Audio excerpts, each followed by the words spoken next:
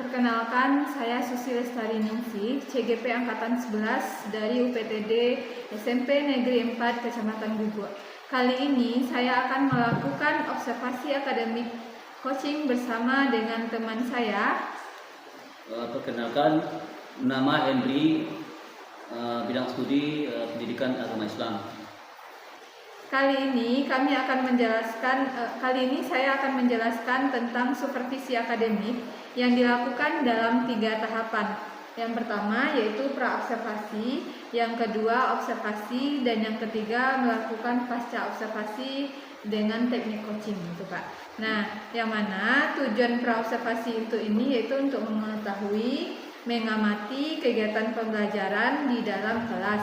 Selain itu, kan Bapak nih mau observasi, nah jadi agar lebih siap Bapak dan lebih percaya diri untuk melakukan observasi di dalam kelas. Baik Pak,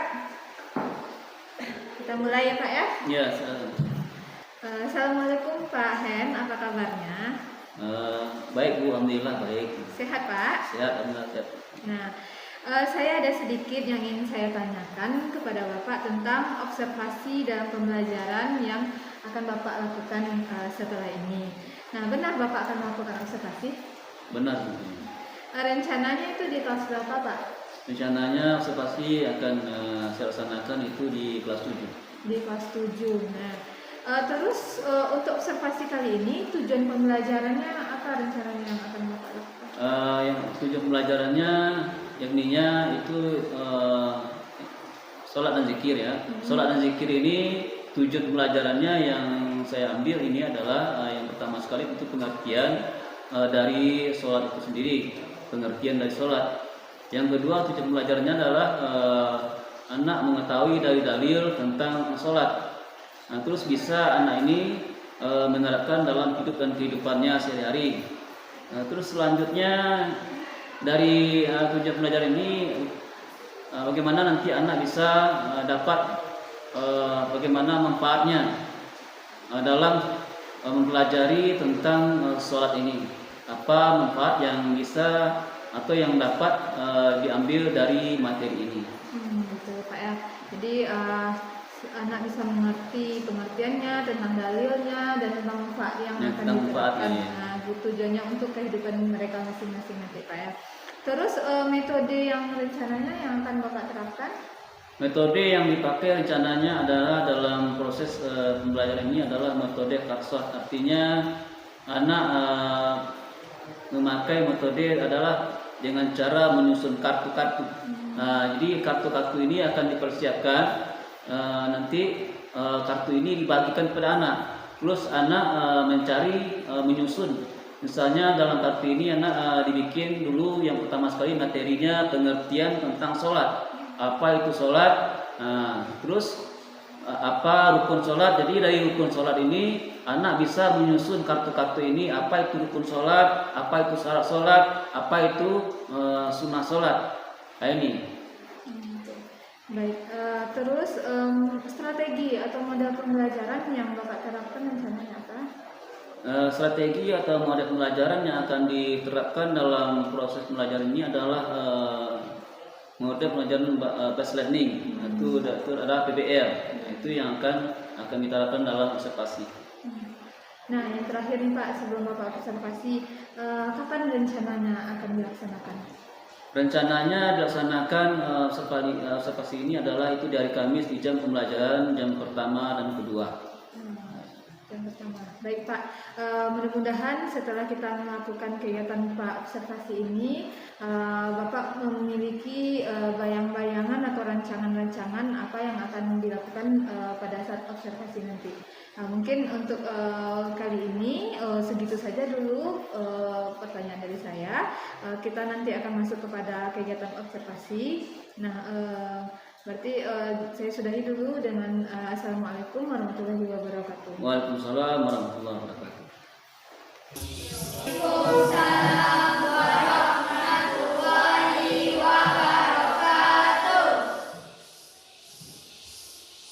Baik, Anda semuanya, bagaimana dengan sekarang?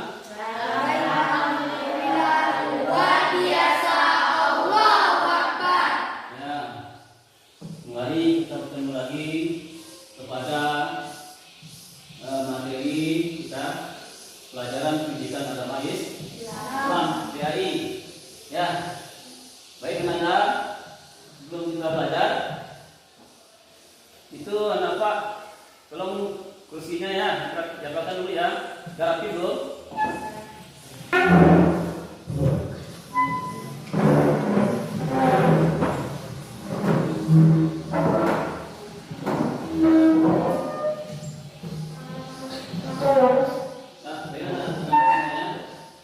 Sebelum kita belajar, marilah kita berdoa kepada Allah Subhanahu wa taala. Tolong ketua kelasnya, tolong dipimpin untuk baca doa. Silakan.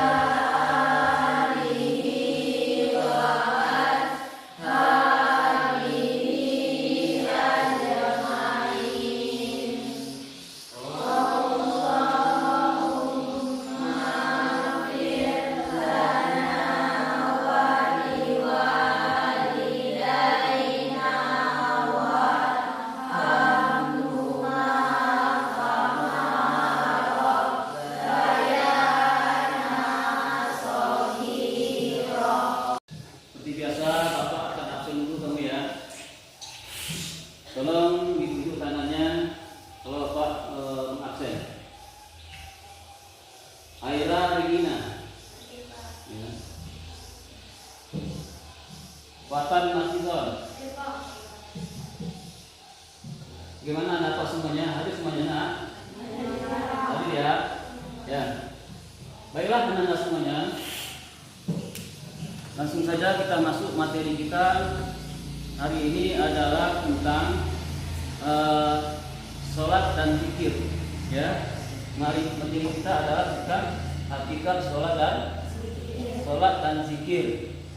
Ya, baiklah anak-anak semuanya. Sebelum kita belajar, Bapak akan tanya kepada kamu semuanya dulu. Ya, materi kita yang berlalu. Ya, Bapak akan tanya kepada kamu materi yang berlalu, yang lalu. Apa materi kita lalu nak? Tentang asmaul husna. Apa itu asmaul husna? Nama-nama Allah yang baik. Sebelumnya kita lanjut materi yang baru. Ya, kita lanjut materi baru. Saya ingin bertanya kepada kamu dulu. Ya, ingin bertanya kepada kamu tentang materi sholat ini. Ya. Apa yang Anda ketahui tentang sholat? Coba, ayo. Silakan. Sholat adalah yang agama. Sholat adalah yang agama. Coba, ayo. Silakan. Sholat adalah ibadah yang dilakukan dari takbiratul ihram dan diakhiri dengan salam. Ya, sholat yang mulai dia diawali dengan takbiratul ihram, diakhiri dengan salam itu. Mantap, 400 kali ya. Jawabannya apa? Kita harus sholat. Nah, ini. Ya, nah ini. Sholat adalah yang agama. Baiklah anak-anak semuanya. Mari kita lanjut ya. Itu materi kita tentang sholat hari ini. Ya, tujuan pembelajarannya adalah yang pertama sekali adalah memahami pengertian itu tentang sholat. Apa itu sholat? Terus lanjut kepada ketentuan sholat. Apa itu ketentuan sholat? Ya. Nah, tolong sekarang anak-anak perhatikan video Bapak ini ya, video pembelajaran tentang sholat. Ya, tolong perhatikan.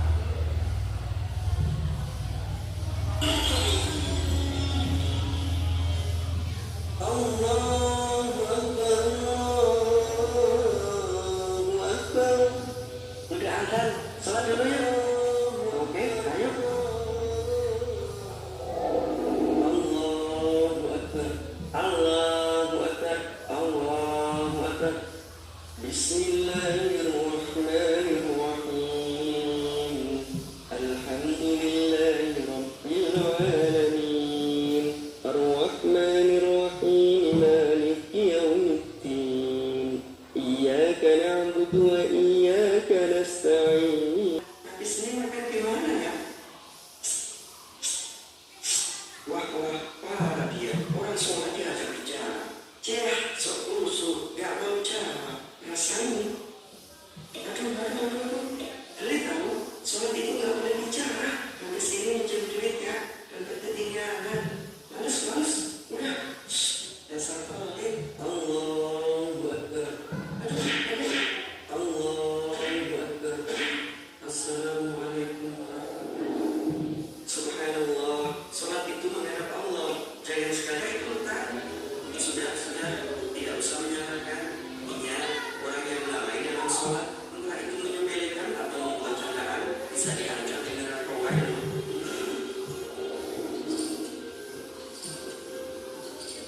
Nggak jadi. Itu bahaya. Jangan main-main dengan benda itu. Iya, kalau jatuh beneran gimana? Bukankah kalian waktu itu juga sudah bercanda ya? Kemarin kalinya? Siap.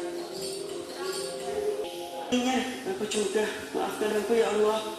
Sebelumnya kami berbicara saat sholat. Seseorang di antara kami berbicara dengan teman di sampingnya saat sholat. Sehingga ayat ini turun, berdirilah untuk Allah dengan khusyuk. Kami kemudian diperintahkan diam dan dilarang bicara. Dari video yang telah Bapak tayangkan tadi, ya, apa yang bisa kamu ambil, anak-anak ambil dari cerita video tadi? Silakan. Ya. Hukuman bagi orang yang menyinyakan sholat itu melalui sholat akhirnya mengganggu dah. Yang lain, ya. Ya, hukuman bagi orang yang mantap. Ya, dari video yang telah ditayangkan tadi, ya bahwasanya ya kita dilarang bercanda, bergurau, ya mengganggu teman dalam sholat. Allah perintahkan kepada kita supaya khusyuk dalam sholat. Ya, pada aflahal mu'minun allazina hum fi sholatihim khashi'un. Ya, beruntunglah orang-orang yang beriman, orang-orang yang khusyuk dalam sholatnya. Kita lanjut.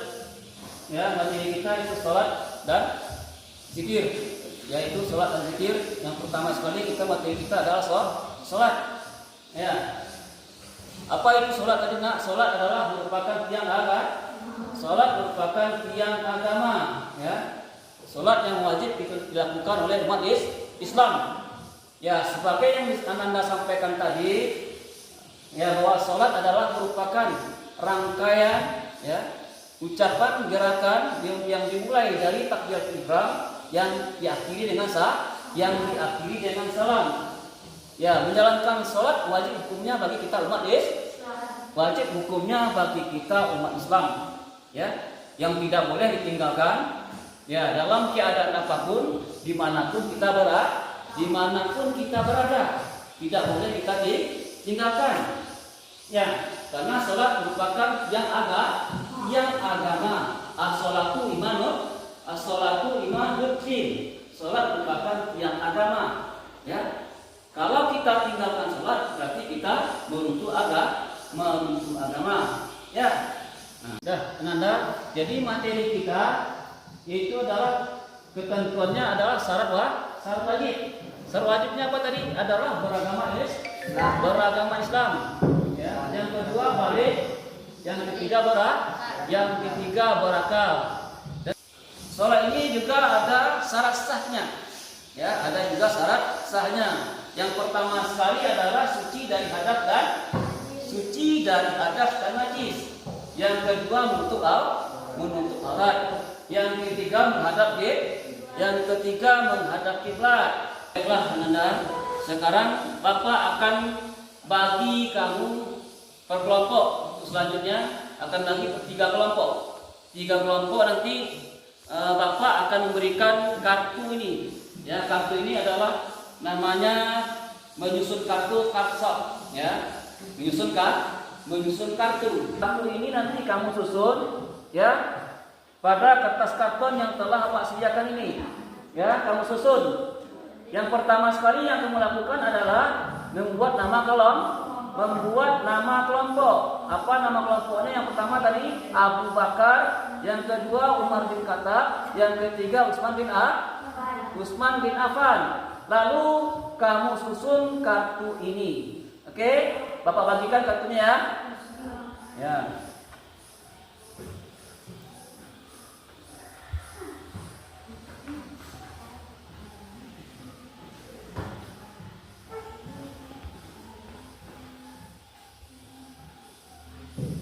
Nah, 2,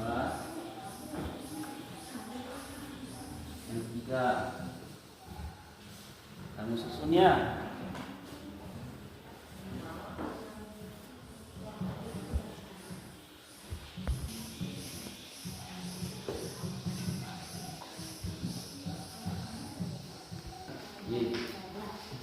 Nah, sekarang coba Anda diskusikan.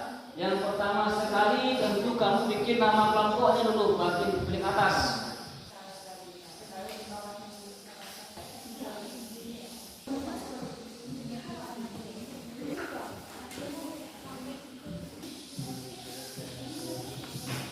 Sekarang Anda susun, ya, apa urutannya? Rukun sholat, apa itu rukun sholat? Menurutkan dari 1 sampai 13. Ya. Nah, kamu susun dulu nanti baru di lem. Oke? Sorry jadi ada.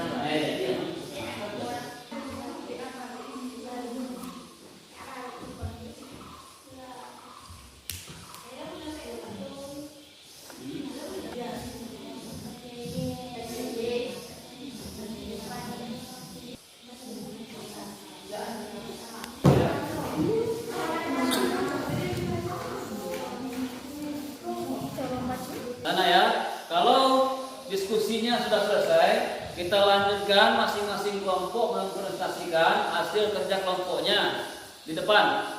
Ya, nah, tolong diskusikan. Yang pertama sekali, tolong dibacakan hasil kelompok Abu Bakar Siddiq. Nah, silakan.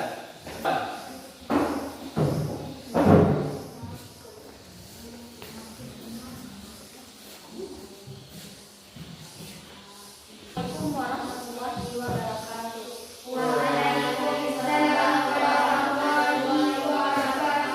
Kami dari kelompok Abu Bakar As-Siddiq akan membacakan syarat sah sholat dan syarat wajib sholat.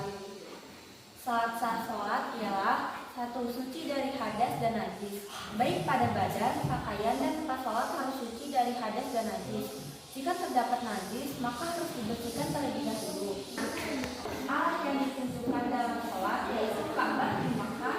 Saat sholat, ibadah harus menghadap kiblat dengan benar. Salat merupakan ibadah khusus bagi umat Islam. Orang yang tidak beragama Islam tidak diwajibkan untuk melaksanakan sholat. Tidak sadar, tidak diwajibkan untuk melaksanakan sholat.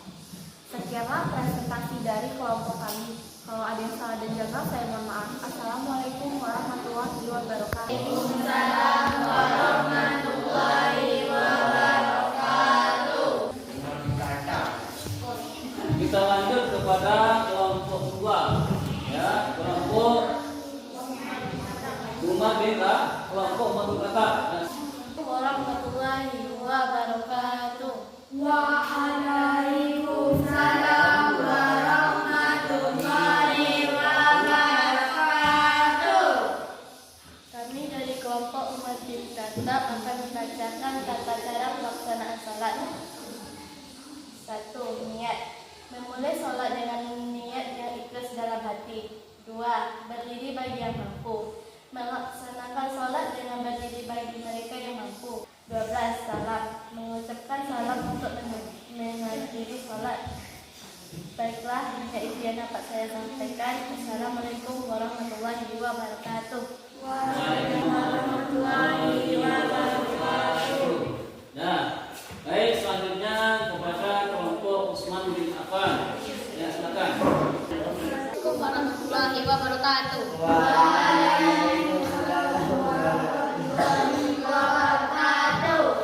Tujuh sujud, 8 duduk di antara dua sujud, 9 duduk akhir pada tasawuf akhir, 10 membaca tasawuf akhir, 11 membaca sholawat Nabi. Assalamualaikum warahmatullahi wabarakatuh. Waalaikumsalam warahmatullahi wabarakatuh. Nah, baiklah dan semuanya, setelah kamu diskusikan hasil kerja kelompok tadi, ya masing-masing kamu telah mempresentasikan hasil kerja kelompoknya. Dari hasil diskusi kamu tadi, tolong Ananda ya berkelompok menarik kesimpulan atas materi yang telah kita bahas tadi. Coba. Ya, Ananda, siapa yang dulu yang membacakan hasil kerja kelompoknya? Silakan. Kelompok Abu Bakar ya. Bakar. Salat 1. 5 waktu merupakan rukun iman yang kedua dan wajib dilaksanakan oleh setiap muslim. Ya, masa Abu Bakar yang menyimpulkan hasil diskusinya? Ya, silakan. Nadine. Syarat sah sholat dan syarat bagi sholat ialah suci dari hadas dan najis, menutup aurat, menghadap kiblat, beragama Islam, balik dari dewasa, berpuasa. Mantap sekali kelompok Abu Bakar sini. Ya, setelah Anda simpulkan tadi materi kita itu tentang sholat. Baiklah, sekarang Bapak akan simpulkan materi kita pada hari ini, yaitu tentang hakikat sholat. Ya, bahwasanya sholat ini merupakan kewajiban umat Islam yang tidak boleh kita tinggalkan. Ya, muslim laki-laki dan perempuan. Ya, siapa saja dalam keadaan apapun, dimanapun kita berada, tidak boleh kita tinggalkan. Ya, itu merupakan kewajiban, kecuali untuk yang perempuan itu ada halangan yang tidak bisa melaksanakan sholat yang disebut juga dengan rukhsah. Rukhsah artinya keringanan apabila berhalangan. Ya, kenapa? Sholat merupakan yang agama. Dah, untuk materi kita pada hari ini tentang sholat. Ya, sekarang Bapak akan bagikan LKPD untuk kamu. Ya, LKPD ini tolong kamu kerjakan. Ya, Bapak akan bagikan LKPD ini masing-masing kamu. Ya, LKPD ini kamu kerjakan di rumah. Ya, kamu kerjakan di rumah. Ya, dikumpulkan, kita diskusikan pada pertemuan selanjutnya. Oke? Nah, sekarang Bapak bagikan LKPD-nya. Nah, untuk materi kita pada hari ini kita cukupkan sampai itu saja dulu. Ya, kita akhiri materi kita ini ya dengan kita ucapkan alhamdulillahirabbil alamin. Assalamualaikum warahmatullahi wabarakatuh. Waalaikumsalam warahmatullahi wabarakatuh. Baiklah, assalamualaikum Pak Hendri. Waalaikumsalam Bu. Bagaimana hari ini? Alhamdulillah Bu, sehat, baik. Nah, jadi Bapak kan sudah selesai melakukan observasi kemarin tuh di hari Kamis, Ya. di jam pertama dan jam kedua. Nah, sekarang ada beberapa pertanyaan lagi yang ingin saya tanyakan kepada Bapak. Nah, Ya, silakan. terkait kegiatan kita pasca observasi ini. Nah, bagaimana perasaan Bapak setelah Bapak melakukan observasi? Kalau dari segi perasaan, yang pertama sekali tentu namanya observasi ya Bu ya, tentu gugup sedikit, agak gugup dan grogi lah gitu. Ada perasaan karena tidak biasanya kita sendiri ya Pak ya. Iya, Sekarang biasanya. ada yang perhatikan gitu ya. Terus bisa diceritakan Pak kira-kira itu area perkembangan apa atau terkait langkah-langkah di dalam kelas yang telah Bapak lakukan Pak? Langkah-langkah dalam kelas itu yang pertama sekali tentu kita menyusul modul pembelajaran. Nah, itu yang sudah dirancang bagaimana dalam proses pembelajaran ini untuk lebih baik lagi kita dalam menyampaikan atau dalam melaksanakan pembelajaran. Terus langkah-langkah selanjutnya itu melihat perkembangan dari bagaimana pengetahuan anak, bagaimana dari sikap anak dan keterampilan anak dalam proses pembelajaran ini. Gitu ya Pak ya. Nah, jadi dari yang sudah Bapak sebutkan tadi itu sejauh mana area perkembangan ini menurut Bapak telah berhasil dilakukan di dalam kelas? Dalam perkembangan sejauh mana gitu maksudnya Bu ya. Itu dari pertama sekali itu dari aspek pengetahuan. Aspek pengetahuan itu dari tujuan pembelajaran yang telah dicapai oleh anak. Apakah dari dari proses pembelajaran yang telah dilakukan sejauh mana anak bisa mencapai apa yang telah diajarkan itu dari proses pembelajaran. Terus dari singkat keterampilan, dilihat keaktifan siswa dalam belajar. Nah ini dan juga dari segi sikapnya, bagaimana sikap anak dalam proses belajar itu sendiri. Berarti area sudah dikembangkan dilihat dari segi sikapnya, pengetahuannya dan keterampilannya. Nah, apakah Bapak menemukan kendala atau kekurangan yang mungkin ada yang Bapak rasakan selama kegiatan observasi? Ada Bu, kendalanya itu dari segi anak mungkin kurang aktif dalam belajar atau diskusi kelompok, atau anak melakukan aktivitas sendiri. Artinya ada aktivitas lain yang dikerjakan anak, mencari kegiatan lain yang dikerjakan anak ini. Gitu. Jadi ada kesibukan lain berarti si anak ini sambil belajar gitu. Iya, ada kesibukan lain anak dalam proses pembelajaran ini. Nah, hal apa mungkin yang perlu Bapak kembangkan terkait dengan kegiatan observasi yang telah dilakukan? Mungkin kompetensi kedepannya itu seperti apa mungkin? Untuk perkembangan untuk kompetensi kedepannya lebih baik lagi tentu bagaimana dalam penyusunan model pembelajaran, pengelolaan kelas, baik itu media yang kita lakukan. Nah ini untuk kedepannya untuk lebih baik lagi, atau mungkin dalam penyusunan modul mungkin tepat bagaimana cara kita dalam pengelolaan kelas kedepannya itu mungkin itu peningkatan kompetensi kedepannya gitu. Itu yang perlu dikembangkan Pak ya. Terus strategi mungkin yang bisa dilakukan terkait hal tersebut, strategi apa mungkin? Tadi kan dengan cara melakukan pembuatan modul mungkin gitu. Nah, jadi strategi apa yang mungkin Bapak lakukan terkait hal itu? Strategi yang dilakukan yang pertama sekali tentu pertama dari segi pribadi untuk lebih maju ke depannya, tentu aktif dalam kelompok belajar atau kombel, terus aktif dalam seminar-seminar online dan mungkin ada kegiatan-kegiatan lainnya di luar pembelajaran. Tindak lanjut mungkin yang akan dilakukan Pak? Tindak lanjutnya yang dilakukan adalah itu menyusun langkah-langkah pembelajaran untuk kedepannya lebih baik lagi.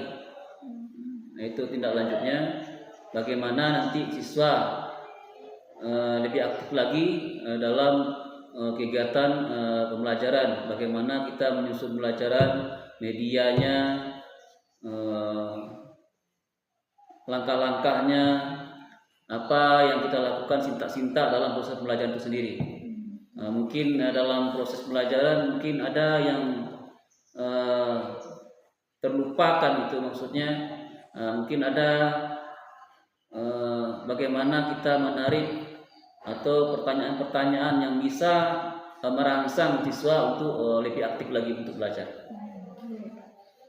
Dari yang sudah Bapak sebutkan tindak lanjut yang barusan mungkin gitu. Apakah sebelumnya Bapak pernah mencoba gitu atau apakah setelah observasi ini sudah ada pernah Bapak coba yang langkah-langkah apa yang tidak lanjut tadi? Sudah dicobakah? Pernah Bu, alhamdulillah langkah-langkah yang dilaksanakan itu alhamdulillah setelah menyusun perbaikan ke depannya, baik itu modelnya atau langkah-langkahnya, medianya, strategi dalam proses pembelajaran, alhamdulillah itu Hasilnya bagaimana? hasilnya cukup baik karena kita melihat bagaimana perkembangan siswa dalam pertama sekali yang kita lakukan tadi proses pembelajaran. Tentu kita lebih baik lagi ke depannya, langkah-langkah apa yang kita lakukan, media apa yang kita lakukan, yang kita terapkan dalam proses pembelajaran. Apakah cocok enggak materi ini kita berikan dengan model seperti ini kepada anak. Nah, itu langkah-langkahnya. Alhamdulillah langkah-langkah yang perbaikan ke depan itu alhamdulillah sudah cukup baik yang telah kita lakukan. Baik Pak. Terus yang terakhir nih Pak, yang ingin saya tanyakan. Nah tadi kan sudah rancangan-rancangan atau langkah-langkahnya sudah ada dalam bayangan Bapak yang ingin Bapak lakukan nih. Sudah juga pernah Bapak coba. Nah alhamdulillah sudah berhasil gitu kan. Nah selain yang sudah kita bicarakan barusan, ada lagi nggak yang terfikirkan, mungkin ada langkah yang selain dari hal tadi yang mungkin yang akan Bapak coba, apakah ada lagi gitu? Langkahnya yang terpikirkan untuk kedepannya itu saja Bu, ya. Bagaimana anak ini lebih baik kedepannya dengan model-model langkah-langkah, kita lebih baik lagi mencari banyak model langkah-langkah, apa mungkin seperti video pembelajaran, itu strategi-strategi mungkin yang kedepannya lebih baik lagi mungkin itu. Karena kita sama-sama memiliki satu tujuan untuk mencerdaskan anak didik kita ya Pak ya. Baik Pak, terima kasih banyak untuk hari ini karena kegiatan pasca observasinya sudah kita lakukan. Mudah-mudahan dengan pembicaraan kita tadi apa yang sudah Bapak rencanakan itu bisa diterapkan dan bisa menjadi lebih baik lagi, dan saya juga menunggu hasilnya nih Pak. Nanti saya juga